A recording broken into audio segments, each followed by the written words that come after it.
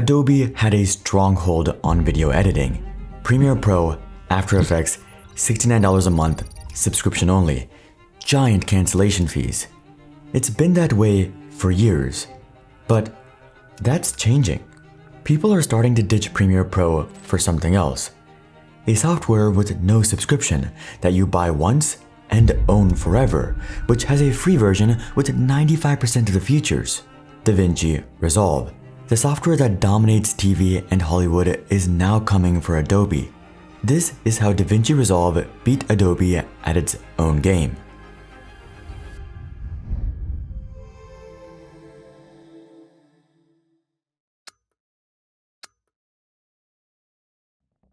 What some people miss is that DaVinci isn't really just another editor.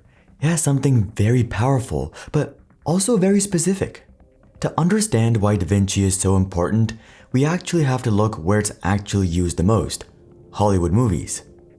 Imagine the movie process as lots of overlapping pipes. There's the rough basic edit using proxy files, aka lower quality versions of footage. This is often done with Avid Media Composer or Premiere Pro. Then it splits into different pipes. There's VFX, which is a gigantic part with all kinds of artists, tools, and steps. Then there's the conform stage, where that low quality is upgraded to the real high-resolution media. There's sound design and mixing, often with composing, and then there's color grading. So where does DaVinci fit? Right here. Color grading, color correction, like fixing inconsistent lighting and exposure, and the grading itself, the tone and palette of the movie. DaVinci could handle a lot of these steps, but it is hands down undeniably the best at this. This isn't a small niche audience either. Most major movies, TV commercials, TV shows, and music videos are color graded in Resolve. Star Wars, Avatar, The Martian, Jason Bourne, Oppenheimer, Superman, Alien Romulus, Pirates of the Caribbean. It would probably be easier to list blockbusters not color graded in DaVinci. This is actually where one of their problems was. You see, DaVinci isn't new. It's actually been around for over 40 years. And through the 80s and 90s, DaVinci had built a reputation as the gold standard for color grading. DaVinci Classic, DaVinci Renaissance, and DaVinci 2K. But it was a bit different back then. These products were between $200,000 and $800,000. Not cheap, but this was pretty standard for filmmaking tools. It wasn't you or me buying the software, it was giant studios. This continued for decades. Then, out of nowhere seemed to come the end of DaVinci. The corporate owner, Acterna, went bankrupt in 2008, but DaVinci, the company within Acterna, was still profitable. Though that didn't matter. Even if part of a business is profitable, when the whole thing goes into bankruptcy, it can be very messy. But ironically, this was probably the best thing to happen to DaVinci. Different assets went up for sale at a bankruptcy auction. DaVinci was bought by the Australian camera company Blackmagic Design, and more specifically, its owner, Grant Petty. His company was a bit different. It was very self-sufficient. They hadn't borrowed money and had basically no investment. If you're using venture capital, you're always desperate to pay back the investment. We were in the right place and fit enough to take the opportunity. Sales were up for the BMD's products and we were doing quite well. The price for DaVinci was $10 million, which was quite a bargain, since buying the software itself cost $250,000. But Grant had big plans, which would change the world of video forever.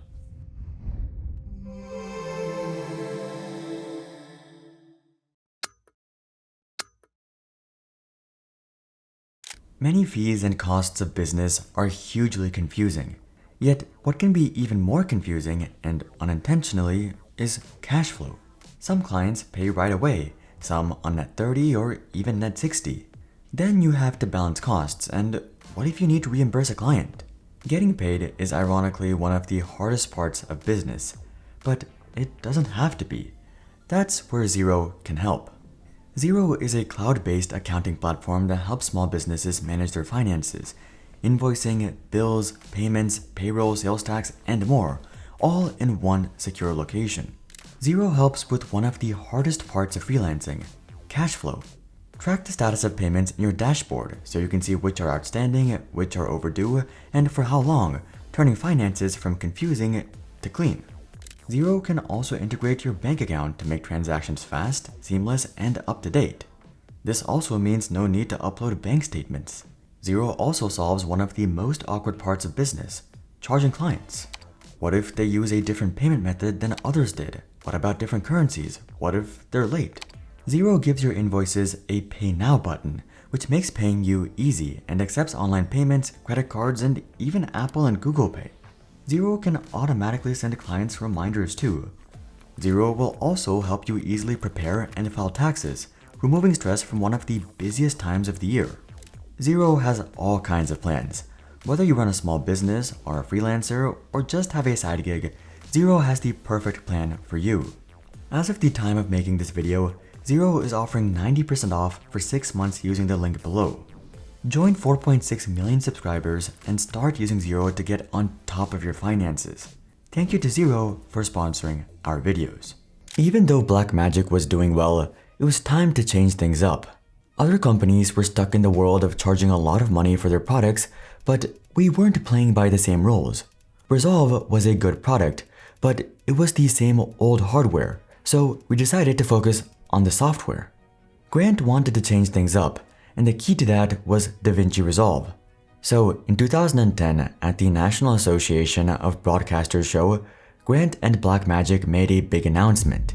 New versions and, more importantly, a new price. $995 for the macOS version, $30,000 for the advanced macOS, and $20,000 for the advanced Linux version. That might sound like a lot, but remember, once you bought it, you owned it. Highly robust, top-of-the-line tools for Hollywood movies, and before this, they were between $200,000 and $800,000. This was a huge change, but right after, the entire industry began to go through a metamorphosis. In 2013, Adobe dropped the pay once and own it model. Now, everything would be bundled under one big monthly payment, Creative Cloud. I don't think I need to explain why Adobe is so annoying. Deceptive cancellation fees, a short trial, a giant monthly price tag, the FTC lawsuit, but the money doesn't lie. Other companies began to jump on, and soon every piece of software you could imagine moved to subscription. So what about Blackmagic? Grant could have swapped to a subscription license here and made a lot of money, but he essentially did the opposite to Adobe. Grant has made it clear how much he despises these plans. Cloud licensors are like slumlords. You have to keep buying from them, and the more you're loyal, the more you'll get penalized. It is like your dog does something nice, and you beat it with a stick. My theory about DaVinci, there's all these cloud models and things like that. I don't like the cloud model because it basically penalizes people for being loyal. Right. If you have to pay cloud licenses, you've got to pay, you're essentially renting your software. Right. And if you don't keep paying every month, the software shuts down and you basically can't open up your projects. But our feeling, or my feeling on that is that if you can download the software for free, it means you can actually get started. And that's the best expression of the motto of our company, which is empowering creativity. In fact, I've changed it to empowering creative freedom because there's a thing happening in software and computing these days where it's become a centralized thing again. I think the computer industry has forgotten about the spirit behind when they were set up. Right. Personal computers are about distributing computing power to individual people. Now it's become a centralization of your data, and you're the product, not the product you're actually buying. So it's flipped and now become the most draconian nightmare thing you could possibly imagine. DaVinci moved in the other direction. Not only did they stay a pay once and own model, but they doubled down. In 2017, with the release of DaVinci Resolve 14, the price dropped even more to just $300. And this wasn't a cheap basic version either. This was the full package with even more features, notably a full-scale video editor like Premiere Pro. Grant also said, the full DaVinci Resolve 14 Studio is now available for only $299, which is less than the cost of most annual cloud-based subscription plans. I think we all know who he's talking about, but somehow that wasn't even the biggest change. Today, if you go to DaVinci Resolve's homepage, you'll see two buttons, free download and buy now. So what is that free download? A free trial? A super basic DaVinci? No. The free version has about 95% of the paid product. I'm not kidding. You can go try it right now. It's unbelievable. They don't even ask for your credit card, just a few details, and then they ask you what features they should add. The only things it doesn't have are resolutions beyond 4K, collaboration tools, and a few other features used by industry professionals. It reminds me of software from the 2000s. Here you go, we hope you like it, anything we can do to improve. And that's not all. Blackmagic just kept adding stuff to DaVinci. In 2017, they acquired Fairlight, an audio editing software, then added it to DaVinci Resolve. Then in 2018, they added VFX and composition tools from Fusion, which they had acquired back in 2014. DaVinci just kept getting better and better. Soon, this software had everything. Not only the best color grading you could get, far better than anything Adobe had, but a great video editor, VFX tools, and audio editing. And all of that for a $300 price tag and a robust free version. More and more people were beginning to look over from Premiere Pro. But why do this? Why give away most of your product for free? Surely this makes no business sense, right? Well, it actually made much more sense than you might think. And even if it was still in the background, word of DaVinci Resolve was beginning to get around.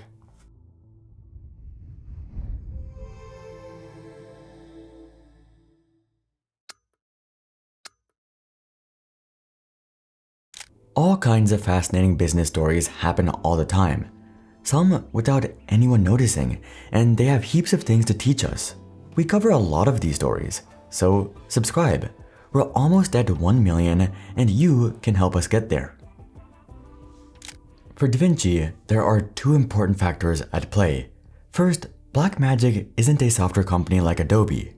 They're still a camera and industry tool company. Highly advanced professional tools like cameras around $30,000. Editing dashboards, color panels, all for hundreds of thousands of dollars. Their gigantic consoles for movie studios go for tens of thousands. Blackmagic isn't a software company like Adobe. They're a hardware company, and DaVinci Resolve is the software that goes alongside it. So why does this matter? Because of the second factor. Making most of it free and the full version a buy and own forever license aligns with Grant's philosophy. I think the computer industry has forgotten about the spirit behind when they were set up. Personal computers were about distributing computing power to individual people. Now it's become a centralization of your data and you're the product, not the product you're actually buying. I think the computer industry has lost its way. That point about distributing computing power to individual people is key.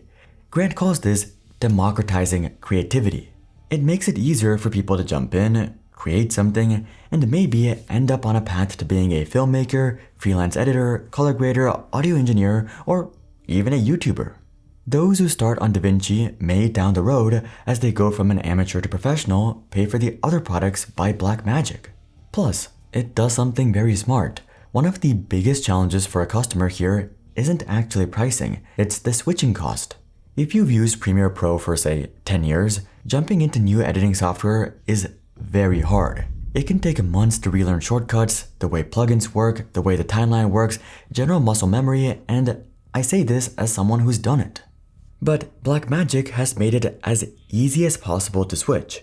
There's no financial risk in learning it, and you're not restricted in how much you can learn. This also brings me to a conspiracy theory I have, that Adobe secretly allowed the rampant piracy of their products in the early 2010s to get everyone into the ecosystem and build that switching cost. So when those who pirated software eventually pay for it, they're already used to Adobe, though I could be wrong. But going back to DaVinci, this tactic actually combats piracy. Why pirate a product that has 95% of its features for free? The switching cost was as low as possible, and people were beginning to notice. But in the past few months, maybe even years, we've been struggling with Premiere, and everybody seemed to be switching over. Like, you know what? I'd like to challenge myself. I've edited the last 3 or so videos in Resolve now, and I'm gonna give you 5 reasons that are worth switching over to DaVinci for your editing, especially if you're coming from Premiere or Final Cut. In just a few years, it felt like everyone was giving up Premiere. In 2009, DaVinci had just 100 users. Of course, these customers paid hundreds of thousands, but by January 2019, DaVinci Resolve had over 2 million. Blackmagic now had over 1,000 staff and was making $300 million a year. For comparison, Apple's Final Cut Pro had about 2 million as well, and this is even more true today.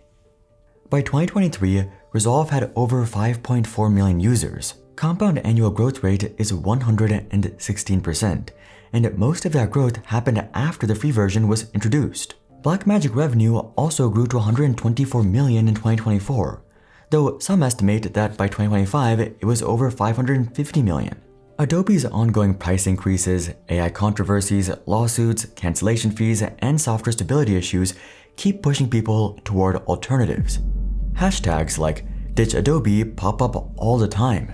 Ironically, the best marketing campaign for DaVinci is Adobe. So the question is, how does DaVinci really compare? In the professional video editing software market, Premiere Pro is still at the top with 35% market share. Then Final Cut Pro at 25%, then DaVinci at 15%. But they're growing quickly. And keep in mind, this is video editing, not professional color grading, which they're still dominating. They're slowly eating into Adobe's market. However, there are two things that concern me. First is that DaVinci has introduced a subscription, but it's a bit different, what they call the rental model. They're offering a $30 per month option alongside the full price purchase. This has got people a bit concerned, but I can see the reason. Imagine you're a freelancer and you need DaVinci just for one job. You can just pay for a single month instead of the full price. Importantly, the one-time perpetual license purchase is still around. So for now, I think this is okay because it gives the consumer more choice. Though, there's something else. With their new growth, Blackmagic would be in the perfect position for an IPO. That, or activist investors, or private equity, or anything along those lines. I can't imagine what would happen if investors pushed the company to slowly and gradually move to an entirely cloud and subscription model. Blackmagic is one of those companies that fills a gap in the market, delivers value, and puts their customers first. Not only that, they're thinking big picture instead of just the latest trend. Though, with how Grant likes to run his company lean and without borrowing, I don't think we have to worry. Because there's this universal problem, it'd be bigger if. Like, how do you answer that? Like, Blackmagic would be twice as big, or could be making 10 times the revenue if you did this or did that, or charge more for DaVinci, all this sort of stuff. And literally 2 weeks ago, someone was berating me for don't you charge more for DaVinci? It's like, but we're trying to kind of make people happy. And I know what it's like to be poor and all you've got is your creativity. You've got nothing else. Adobe, however, is in a bit of trouble. Remember that insane revenue graph from earlier? Well, take a look at this. Despite record revenue and profit, Adobe's share price keeps falling. And that's not all. The FTC lawsuit for their deceptive fees has finally concluded. Justice seems to finally be coming for Adobe. Click here to learn the rest of the story. But until then, I'm Hari, and I'll see you guys on the next one.